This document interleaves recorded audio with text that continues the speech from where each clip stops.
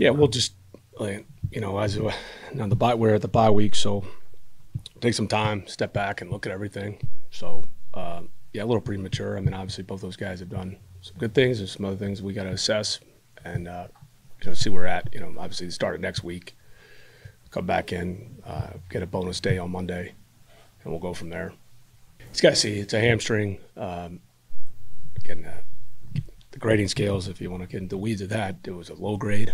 So whatever that means, but everybody's body's different.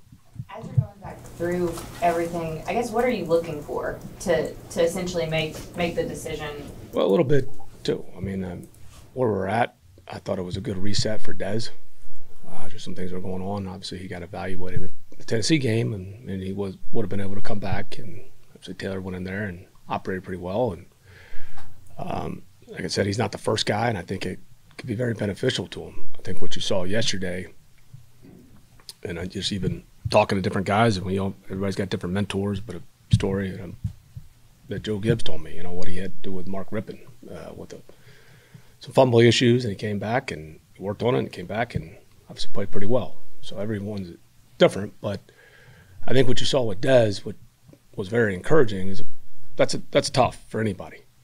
As a young player in his career, and he had success. It wasn't like he went out there and was over or anything like that, but we needed to get the turnovers under control and some other things going on. And but I always watch who wants the ball when the game's online, and he wanted the ball in his hands. And that's why we loved him coming out of Cincinnati. We've seen him at times, and I think sometimes you get in those moments, and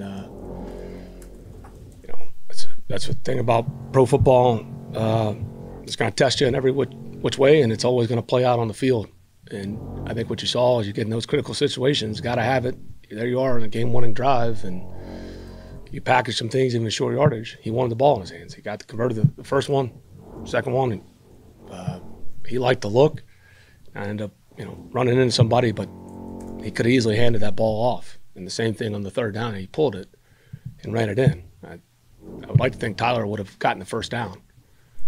Dez had seen something, and then trying to play to his strengths, and we've seen that play. You guys have seen that play before, and it's essentially the play he had in Tampa, a little bit different.